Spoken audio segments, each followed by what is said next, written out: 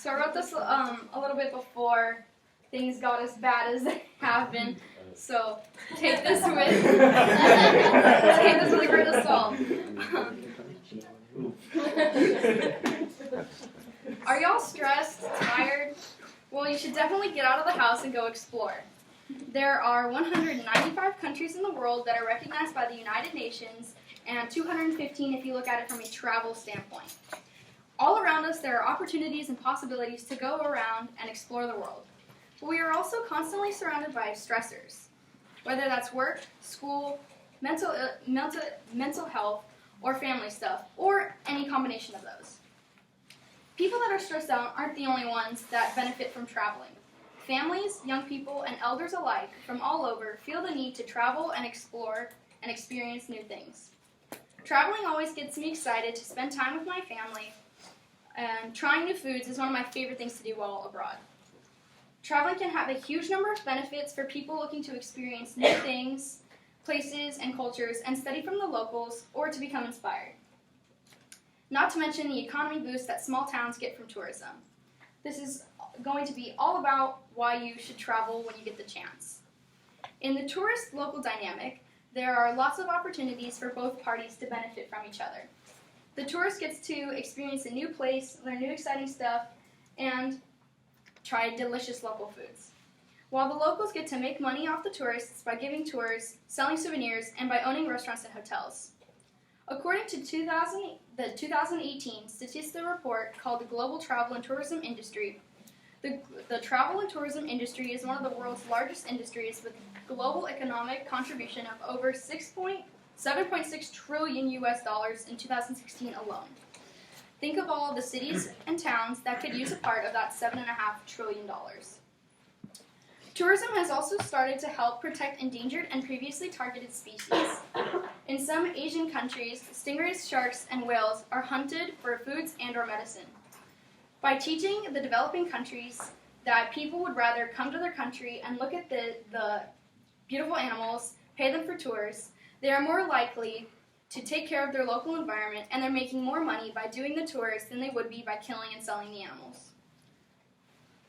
Traveling can also alleviate stress. In Statista's 2018 study called U.S. Millennial Travel, it states that 85% of older millennials and 78% of younger millennials travel for relaxation purposes.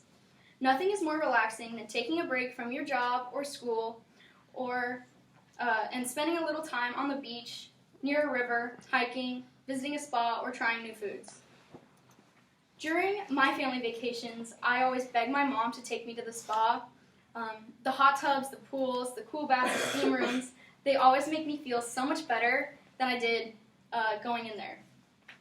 It is really important to take some time for yourself and rejuvenate so that you can feel your best and so you can work harder when you get back into the real world. Traveling can also give you different experiences in a professional aspect as well. Lots of students study abroad so they can gain information directly from the source. European history is probably a lot more fun when you're in Europe and you can experience right where that history took place.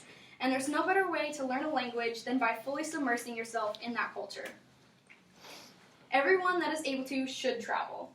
The vast majority of employers give vacation days, and if your employer does not, you still have days off, like the weekend, and you can definitely make that work. Starting with those that get a week off for vacation.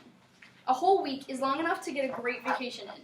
If you take the first and last days to account for normal travel time, you still have 5 days to explore.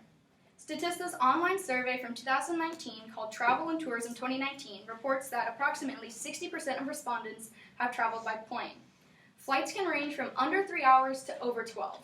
This leaves you with plenty of time for sightseeing, hiking, exploring, and relaxing. If you don't have weeks off to spend vacationing, I'd suggest a day trip. You can get to so many beautiful places from here in just a matter of hours. You can see Elephant Seals and Hearst Castle if you drive about 40 miles up the coast.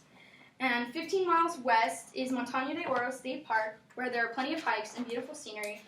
And Yosemite National Park is about 430 miles, or about 5 hours, northeast of here, and it's one of the prettiest spots in the country. My mom always takes us there for a little less than a week, And those are some of my fondest memories from childhood, and it's a really good way to just get out and take a couple days off. And if you don't have time off from work, we definitely suffer from being overworked. Large workloads and tight deadlines might be some of the most stressful things that we can all relate to. When we have a long weekend and we get that extra day to catch up on sleep or pamper ourselves, we feel better. In a CBS News report from 2017, Thompson reveals that more than 350 million Americans suffer from depression, anxiety, and psychological distress, meaning that this isn't just a minor problem. If we don't take time for ourselves, that stress will build and build until there's nowhere else for it to go, and we'll have breakdowns.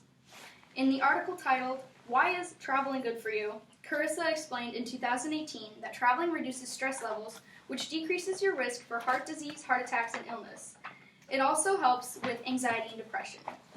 When you travel, your stress levels go down, therefore reducing your chances of becoming physically or mentally ill. In 2019, Statista disclosed in a dossier entitled "Travel Companies" that the young people they interviewed use travel websites to plan or book their vacations. I would suggest using a travel website because they're the easiest way to go, and they're efficient and usually straightforward. Another common way to book is directly through the hotel or airline or cruise company. If they want you to book with them, so they'll make it really easy to help you. Cruises are great when you have more vacation days, and traveling by plane or train is good for when you have about a week or so to put into your time off. Destinations within driving distance are perfect for that easy weekend getaway. And now that you have all this information, I hope that you all will plan a little vacation of your own.